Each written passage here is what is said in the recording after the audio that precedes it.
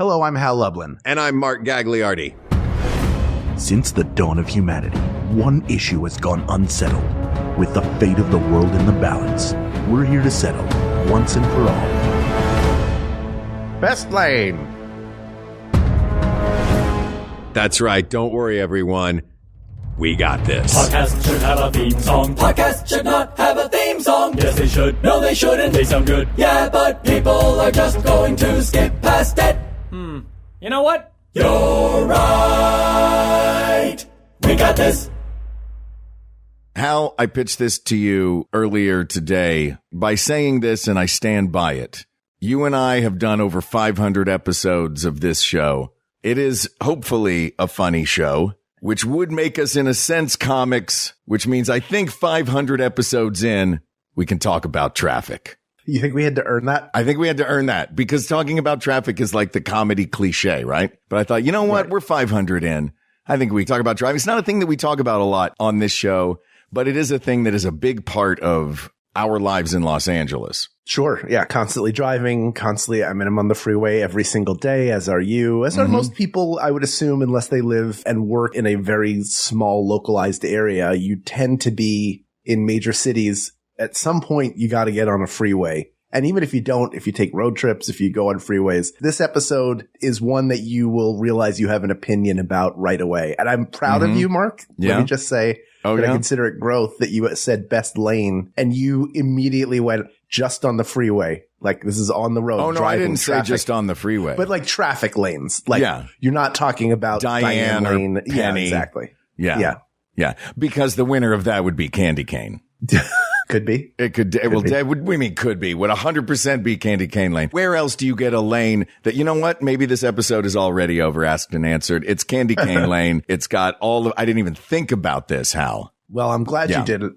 I'm congratulating you on it, so don't do it. Oh, okay. Oh, I see. This is a preemptive congratulations in order to prevent. Can you do that?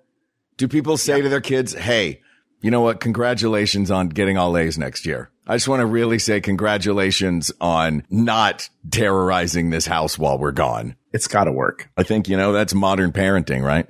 They call it pre-verse psychology. It's pre-verse, all right. I'll tell you that much. That's right. Bunch of pre-verses. All right. Let's talk driving, Hal. Sure. We both come from areas where you drive a lot. Tennessee originally for me, Philadelphia for you, but suburban Philadelphia. So you're using freeways all the time to get places. What was an average drive for you as a kid growing up? Was it like go into the, were you hop on the freeway every day, go into the city, sit in traffic? Like many people who commute into and out of major cities? Or was it more like where I was in Knoxville, where you're pretty much moving the whole time? There's never, like, my mom would see 10 cars in front of her and she'd be like, oh my gosh, look at this traffic jam. I'm like, everyone is going at least the speed limit. No, Philadelphia, we had major traffic.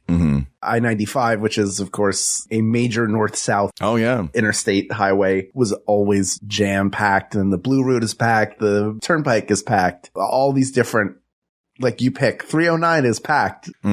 Like wherever you're going, however you're getting there. So just go to the one with the Wawa. Yes. Yeah. That's right. There's only one in Philly. If you can find it, there's only one. Ooh. I had the privilege of living in a small suburban community or smaller suburban community where I worked also. Like I went to school there. I worked there during the summers, or if I worked at the Willow Grove Mall, that was nearby. But I did have a summer where I worked at the Franklin Mint as an intern. Ooh, I love that flavor. I mean, like, have I not told you this before? The summer that you worked at, you told me that you worked at the Franklin Mint. I forgot what you did at the Franklin Mint. Were you minting assorted coins with various bits of Americana on them? I wasn't doing anything that involved minting or handling of merchandise. It was a lot of like data entry and stuff because I was a business major. But I was there when Frank Sinatra passed away, and they had his like a license for his likeness, and it was like there was a celebration there. We'll put it that way. Really? Because they were like, oh, we're going to print. Now we're really going to be a mint because we're going to make a mint off of Frank Sinatra plates. So you guys were like a Deadpool for celebrities. Sort of. All right. Sort of. Yeah.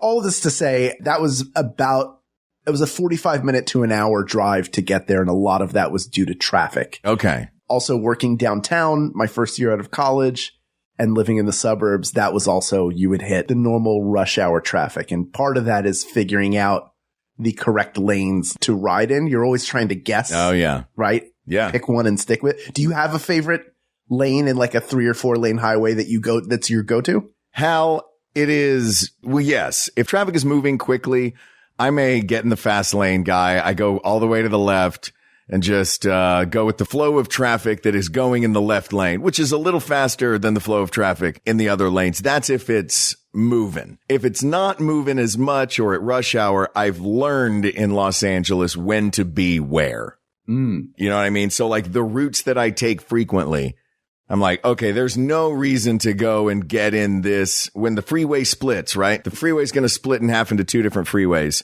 The one going this way to the left is jam packed all the way back. The one that's going this way to the right, pretty clear. I'm going to go until the last possible second of perforated white lines before I move over and get over to that side. Sure.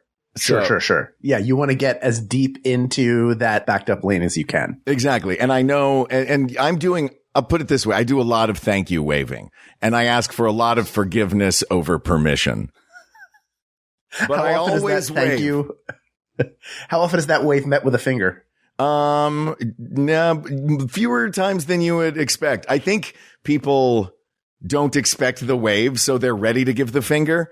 And then I throw the wave at them and they're like, you son of a family, and then wave.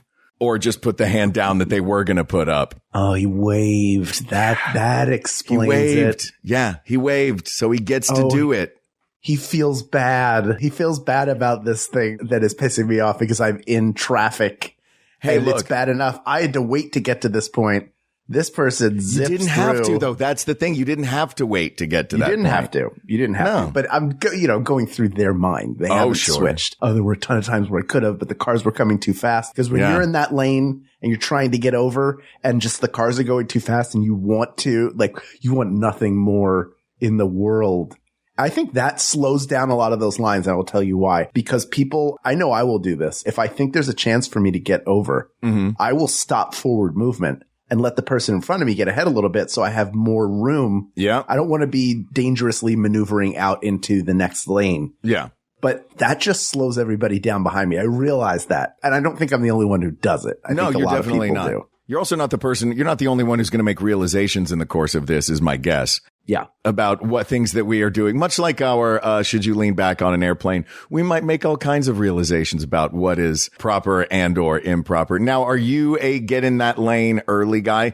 I'm giving us just this example to start us off. This is our on-ramp lane to this episode. We're going to do a freeway split to start. This is our cold open. We're going big. Okay. Because that's that's a thing. Do you get in? Because I know there are a lot of people that will. So we'll just say where I am, it's 134 in the 5, but we'll just say left and right.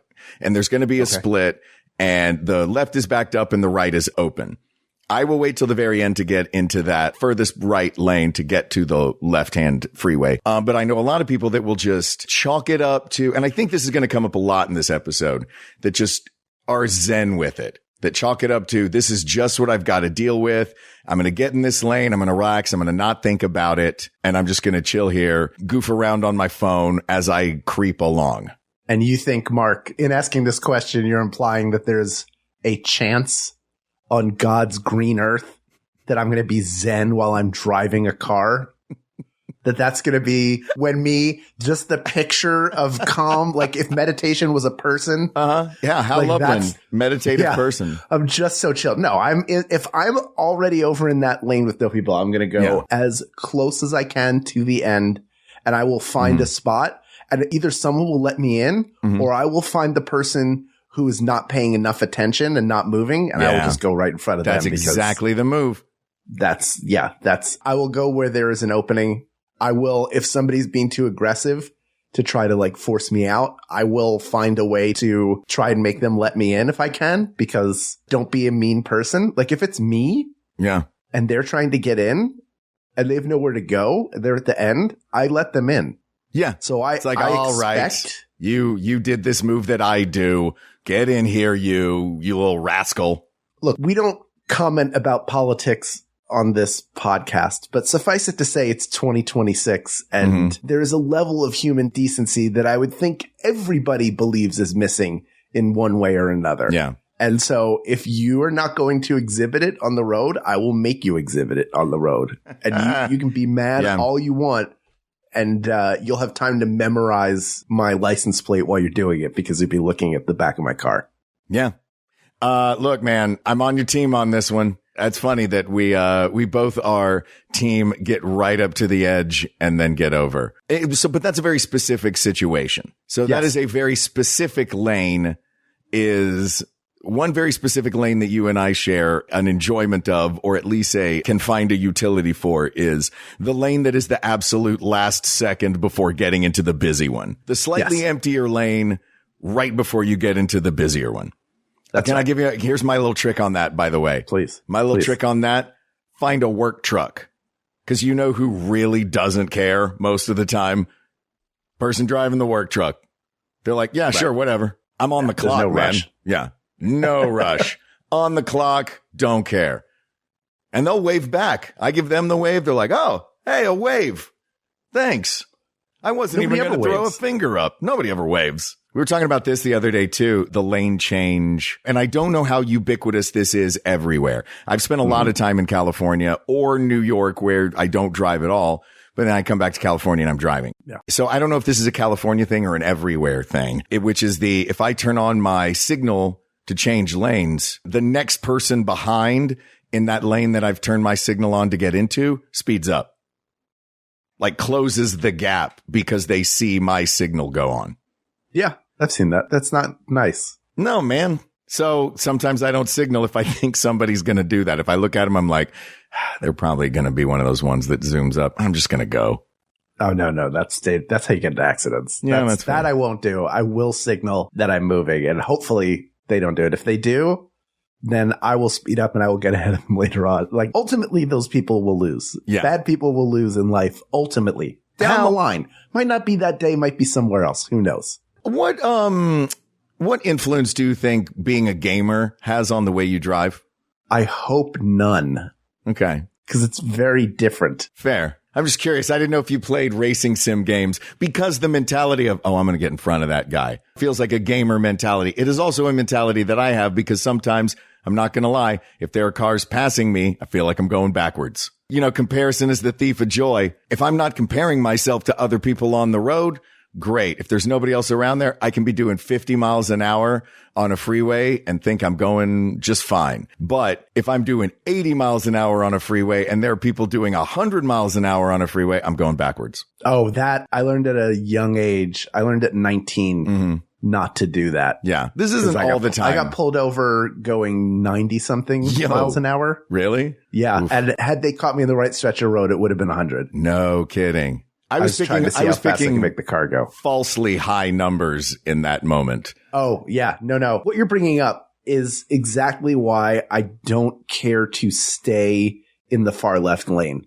Not because I think it's just for passing, but I think it's where the most demonic drivers dwell, by and large. Like the ones who are just going too fast for anyone's good. Like when there's no traffic, they're going too fast. Like where do you have to be that's so important? Like, what is your job? Do you work at the pit? Are you trying to make it in? Because the water slide broke? That's a very contemporary reference for anybody who watches that show. That show. I'm showing that I'm up to date as of this recording with the show. Hal, tread lightly. Annie is on that show and we watch it together. We have not been home at the same time enough lately. We are 5 episodes behind. Oh, well, I'm not going to say anything else. Yeah. So this is where I sound not like a comedian, but like I am my own grandfather who I never met. I would assume this is exactly what he said. Like, where do they have to be? Yeah. Why such a rush? But it's true. Like, even at a younger age, I was like, this is like the slowest people are on the right. People who are too fast and maybe a little dangerous are on the left. So where can I live? In a 3-lane road? That's the middle lane. In a 4-lane highway? It's the one right next. It's not the far left lane.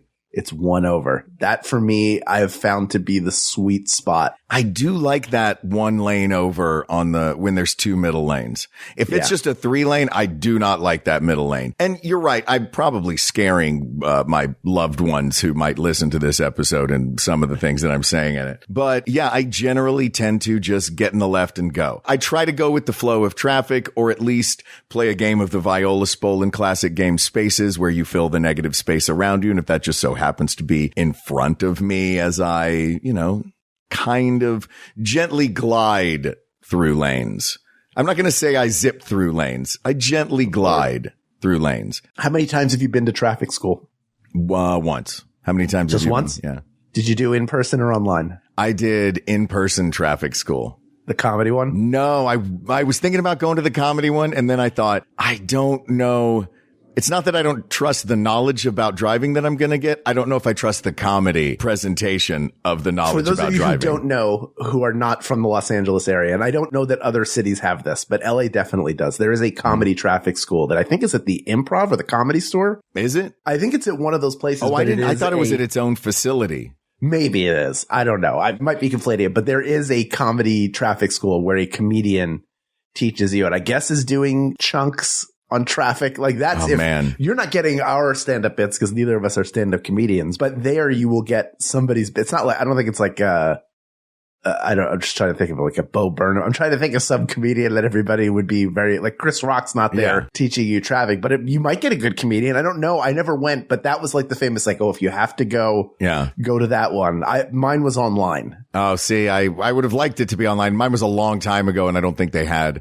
There was no, they're like a instructor, like Zoom style, or was this just fill out these questionnaires and all that? It was understand, and then answer questions. But the reason I asked is because I'm surprised it's just one time based on what you're saying. None taken. Feels like you should go more often. Fair. I should. I just have one more question about comedy traffic school, or one more theory to posit. I wonder, I don't know if this is the case, if it's like the Jungle Cruise at Disneyland, where they're like, look, here's a big binder of jokes. Make up your version of this thing.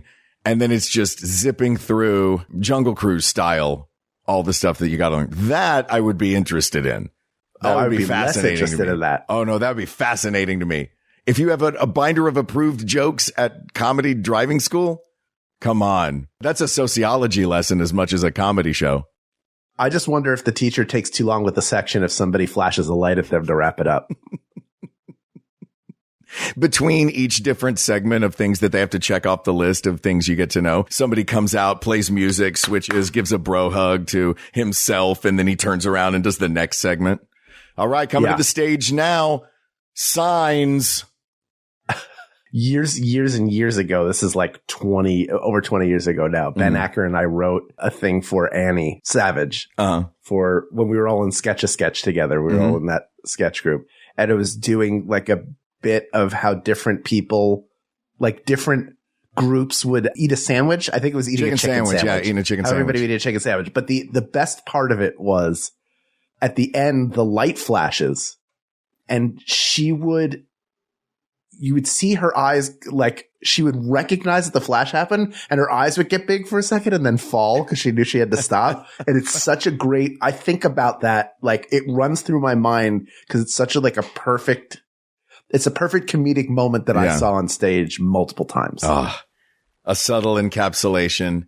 I think I was backstage when that sketch would happen, so I never actually got to see it because we were going out for the next thing. Yeah, but it is really funny. I don't know if I saw it at a rehearsal or what. I probably saw it at a rehearsal because I was watching it being read. Yeah, it's for the first time. I wonder if that's online anywhere. Oh, nope, nope, not available. We've pulled a lot of stuff. Yeah, doesn't need to be there. Let's talk for a minute about the pros and cons of the right lane, because both of us tend to enjoy driving quickly, not overly quickly, but if we're going to go somewhere, we want to get there. Lump me in with you. Yes, I'm lumping us both in together. I am not. You're out there driving like it's Spy Hunter or Crazy Taxi. I am not driving games. Like it's Spy Hunter. Weaving. I'm not too weaving. Fast. I did not say. Did I say weaving? No, I said gliding. Hal. Sigourney Weaver over there. No, I'm Glenn Glider. Hi, Glenn Glider. Oh, International Man Yeah. of Mystery? That's right. I'm Glenn Glider, International Man of Mystery. Now, slow down your car just a little bit so that I can thank you. There we go. Oh, he And waved. right around. What a charming wave. Ah, the wave does it. But let's talk about the right lane. Sure. Here's what I love about a right lane. At any given time, I am tempted by the little sign that tells me what fast food places are next. And if I'm in that right lane, I can be like, there's a Shake Shack. And then I have the length of time from that sign. I don't have any lanes to switch. It's just me and the thought of Mrs. Winter's chicken biscuits between then and that side. And I'm like, you know what? Yep, here I go. And then off and back on. The right lane is the lane of possibilities. Any lane other than the right lane, you are in the pipeline and expected to do one thing, move forward in as safely, quickly a way as possible with the flow of traffic. If you are in the right lane, the world is open to you. I agree with you. I have a question. Yeah. I'm going to put you in a scenario. Okay. You're driving. Yeah. You're on a lengthy trip. Okay. You're hungry, not starving. I'll eat anything, Yeah. but I'm Glenn ready Glider's a little hungry. Glenn Glider's ready to eat. Glenn Glider needs a slider. What is the Glenn Glider needs a slider? Oh, well, I gotta go. Sorry. I should retire. I should have retired a long time ago. What is the Sorry, I worst? didn't mean to be a divider. No. All right. What is the worst restaurant Yeah. that you would see on that sign of the four things that you would go, I'm going to eat there? What do you mean the Like, what worst? is the wor- why would I pick the worst one? I'd pick the best Because sometimes one. there's a good one that you see, like, oh, I'm so lucky. There's a whatever, Chipotle, Jersey Mike's, Mhm. Subway, whatever, Outback Steakhouse, whatever you Yeah. like. But there's also one that's like, oh, I never really like this. And we all have some chain restaurant Mm-hmm. that we get amnesia about the last time we ate there and didn't really like the food and go, I should give that a try again. Yeah. What is that for you? I tell you, maybe, I don't know if I've seen it on road trips, but it's ubiquitous in LA is the Yoshinoya Beef Bowl. Fool No, me you once. don't see that on. No, it has Yeah. to be something that you'd see on. You can't. Yeah, I it guess can't just that's not be a fast- bad. Yeah, I think of it as I just lump it in with the fast food drive-throughs. sure. You know what? I don't think there's one of the major chain ones that disappoints me. Maybe Wendy's. I'm always like, oh, Wendy's sounds good. And then I'm like, oh no, I should have gone somewhere else. Wow. But frequently I will go, ooh, what's this local one? There will be a local one up there. And that is spinning the big wheel. That's the one you want to try. You can spin a 10 or you can spin a 100 and anything in between. So that's one that I'm going to be like, let's try a local. And I've had some locals that were great. And I had a local where I found multiple rubber bands in my food.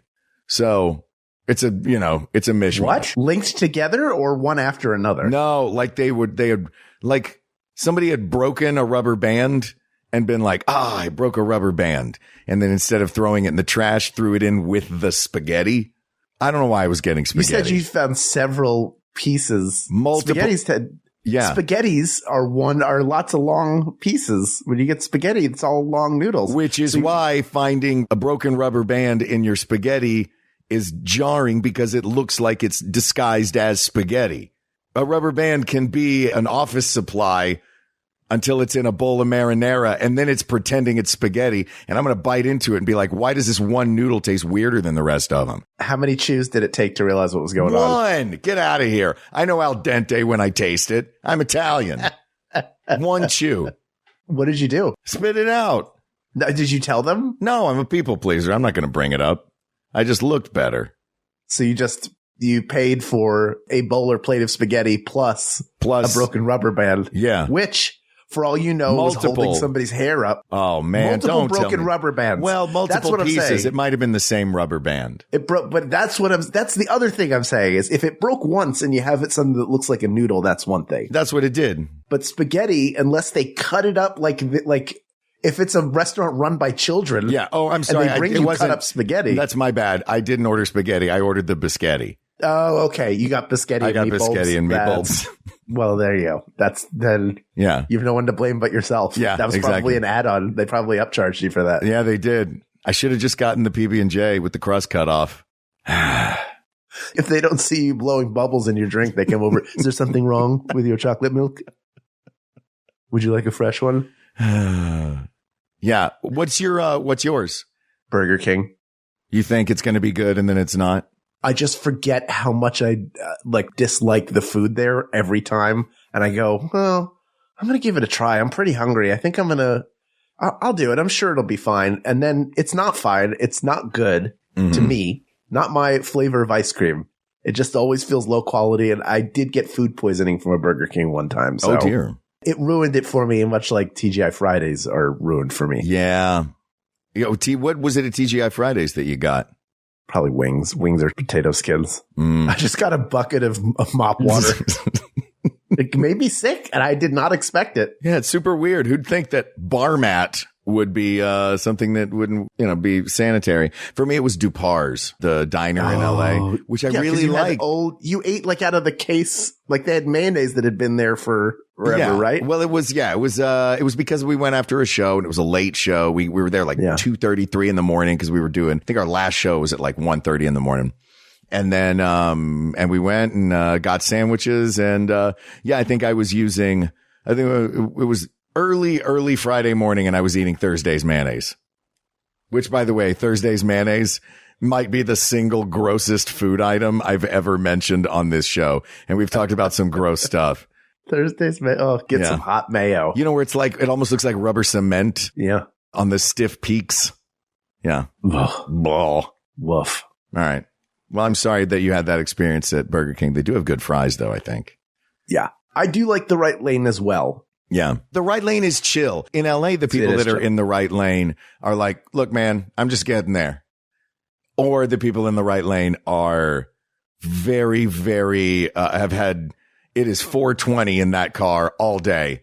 And you're like, why are you going? And then you drive by and you're like, oh, okay. Now let me just get around this. Enjoy whatever you're watching on YouTube on the dashboard. The other thing, though, is that the right-hand lane is the lane you either most want to get out of or most want to get into, because you've either just merged and you're trying to pick up speed or you're trying to get off. Anybody who has driven the 405 at any time of day other than 3 in the morning knows if you're heading south, the stretch from where it crosses the 10 all the way down to, I would say, Rosecrans, down to South Bay is a parking lot. And if you've been riding over either in the carpool lane, which I would throw out altogether because oh no, we're going to talk about because the you're trapped. We're going to get to the carpool lane because you're trapped there. But if you're over in the far left, it becomes a game of Frogger to get over to exit. You have to do it early enough that you have options. It's really bad. I'm going to get off at either my chosen exit or either of the 2 exits before. I know that neighborhood because I lived there for 20 years. I can easily sort of get around, but I need to get over to the right to do it. And that's not easy when it's bumper to bumper traffic. So in that way, it's better to stay. It's another, for me, argument against the left lane. Yeah. I don't think it's the left lane. I don't think it is either. I think it's either the lane, it's either that middle lane or in a multi-lane highway. It's the one that's not the fastest, but the one right next to it because you have a little bit less to cover. Yeah. That's why, is because I know I can get where I need to get. I'm not in with the maniacs. I also I have to cross fewer lanes of traffic to get where I need to go. Let me throw this at you, though. And I have been in a car accident or 2 in my time. Really? Shut up. This is my argument against the middle lanes, why I don't think it's either of the middle lanes.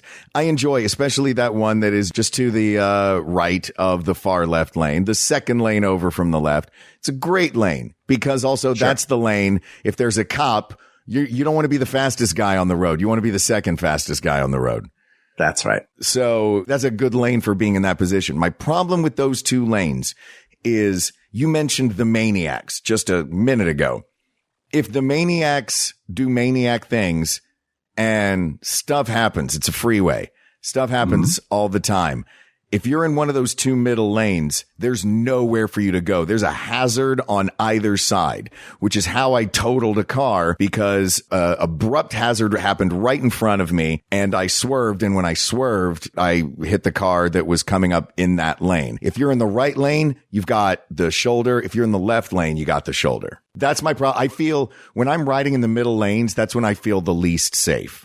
If you skid out, which I've seen happen, I've seen a car skid out, spin from the right lane, and then hit the wall and explode. I've seen that happen, like catch fire. Person was okay inside, thankfully, but like, I understand what you're saying. It doesn't necessarily make you any safer. Sure, but I feel like there is an ability to, should something get in the way, I can go around it on a shoulder.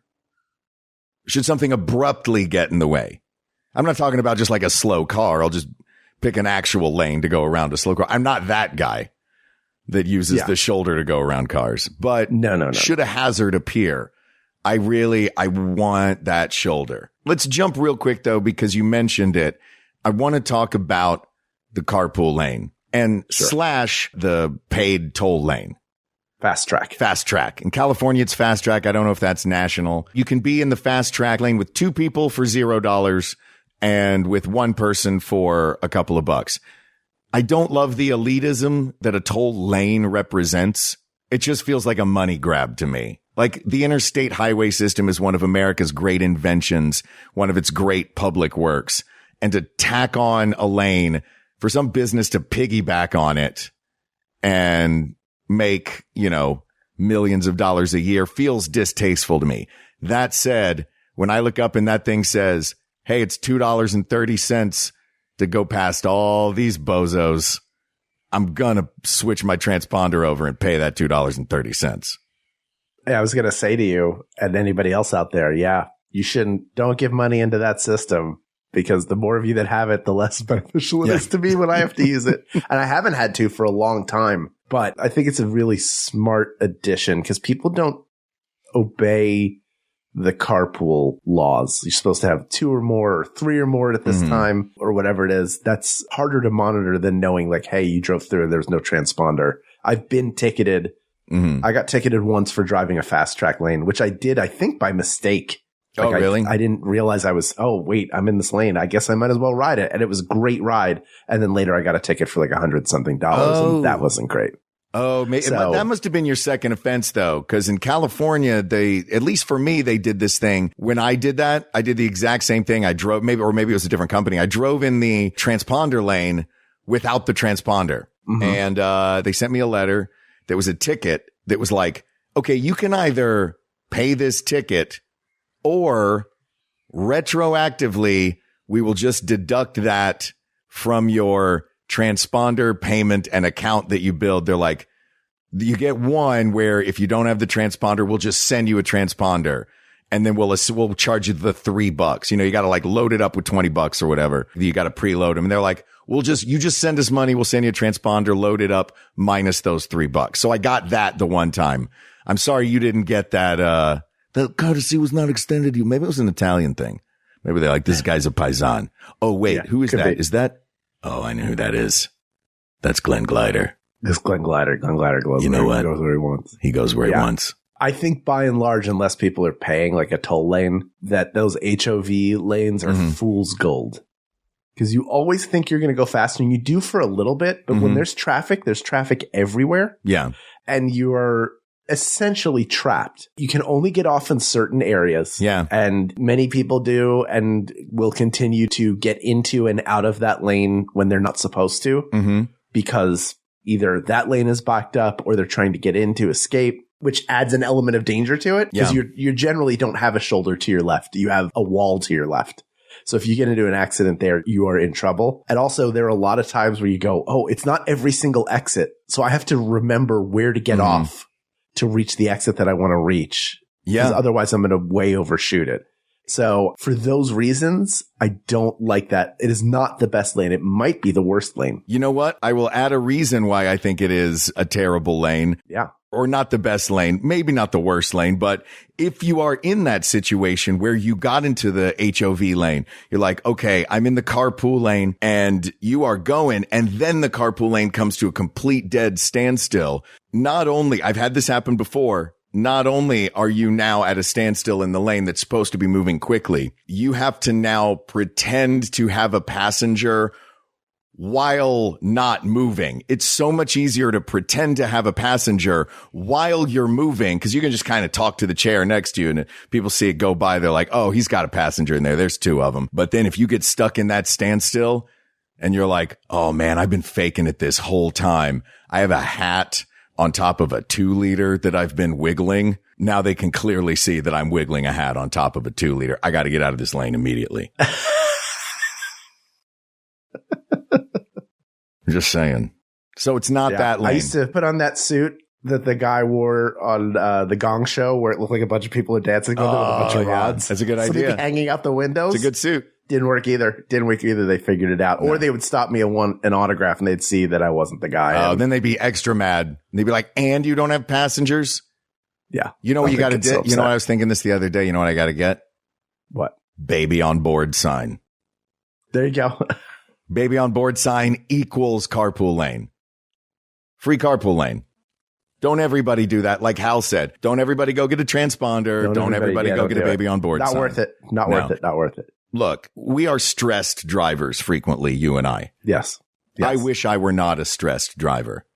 Sure. Frequently, when I am in that left lane, which I know isn't the best lane, when I'm lying in that carpool lane, which I know isn't the best lane, I'm looking over at that right lane and going, look how relaxed those people are. Look at that relaxing lane where you're just going with the flow. Frequently, there are spots in downtown LA where the right lane is the fastest, and consistently so. I can think of 2 spots right off the top of my head headed south from the valley into downtown. I think after this conversation, I think that I might be a right lane guy. I think that I might not be a right lane guy. Let me take that back. I think that the right lane, based on this conversation, is the best lane. I don't know if I have the patience to be a right lane guy, but I respect the right lane guy. And I appreciate that there are so many possibilities of exits or a shoulder if you need for an emergency, that restaurant that may or may not have rubber bands in the food, all of those possibilities that aren't just keep moving forward. And in a philosophical sense, that may be why I like the right lane. I think I'm still at least 1 lane over from that because of the amount of onloading, like on-ramp and off-ramp activity. Yeah. Makes it really difficult to, I have to either speed up or slow down to let a person in ahead of me. Are they going to be crazy? Like it's the crazy people who are going to wind up on the left are also going to be on the right for a short amount of time. That is the right very lane true as they go across. So I would rather be 1 over, have that buffer, have a little more control. If I need to pass, I can go to the left. If I'm ready to exit, I can go to the right. And if there are more lanes, maybe move over I'll find the fastest one in there. But I would rather be in the middle to maintain optionality. All right. This is where I'm going with this. I'm going to say, look, we're picking best lane. We don't have to give any caveats to it. So I'm assuming 4 lanes. I'm going to go 1 over from where you were. And I'm going to put us in not the second from left, but second from right. I think you are right. You've made a solid case for second from right being the best lane. People of the world, you don't need the carpool lane. You don't need to be living your life in the fast lane. Use it to pass. Use it sparingly and you'll be happy. You don't need to live in the right lane either because that can be a hassle. But right next to it, that's that sweet spot. So the second lane in, we're calling it second lane, is the best lane. Asked and answered. Hal, can I tell you, I listen to you deliver a lot of decrees at the end of these episodes. This might be the first time that I listened to it like a congregant in a church as you were talking. And I was like, you know what? He's right. I shouldn't be in the left lane. I should use it for passing. I should use it sparingly. I need to leave a little earlier than I do. What do you want, man? I got ADHD. I think that the shortest length of time it's ever taken me to get somewhere is now the standard. I should leave a little earlier. I get it. But you know what? Preach on, preacher. Pass the plate and I will drop a quarter in it. There you have it. Yeah.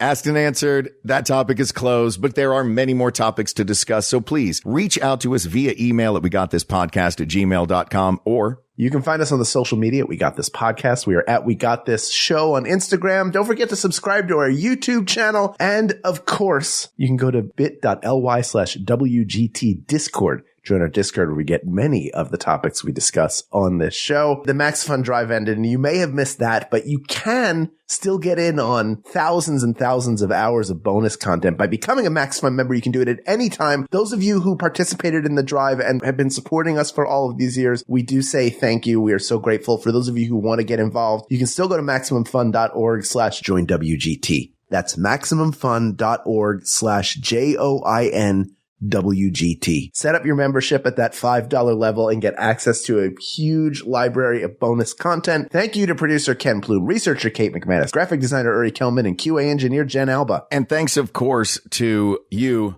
the people of the world, for giving us an opportunity to sit here and talk about this. Look, we just had a drive. New members joined into the fold to support We Got This and to keep this show going. For all of the people of the world that listen to this show, I guess that we hadn't had enough of drives, so we wanted to talk lanes. I don't know. Whatever the inspiration is, it is from you, the listeners, the people of the world who argue about all the fun stuff and may or may not now fear Hal and I on the road. Yeah, I'm lumping this together again. Be afraid. Thank you so much to all the new members, to all the members who've been with us for a very long time, to those who have not yet become members. Again, MaximumFun.org/joinWGT, but to everyone, the people of the world. Thank you. Thank you. Thank you. For Hal Lublin, I'm Mark Gagliardi. For Mark Gagliardi, I'm Hal Lublin. And don't worry, everybody. We got this. We got this. Thank you to all the Max Fun members who supported us during Max Fun Drive. You're helping us as we try to put more good into the world. And as part of putting more good into the world, we've opened our annual post-drive charity sale. Max Fun members at $10 per month or more can purchase Max Fun Drive keychains featuring designs for shows across the network. And all members can buy our charity-exclusive keychain starring Mikey, our little microphone buddy from this year's Max Fun Drive. This year, we've decided to send the proceeds of the charity sale to the Center for Constitutional Rights. They're dedicated to the creative use of law as a positive force for social change, tackling issues like human rights abuses, racial injustice, and sexual and gender-based violence. These folks are fighting to make things better. So to get your keychains and support the Center for Constitutional Rights, head to MaximumFun.org/charity sale. And if you're not yet a member, you can still get in on this.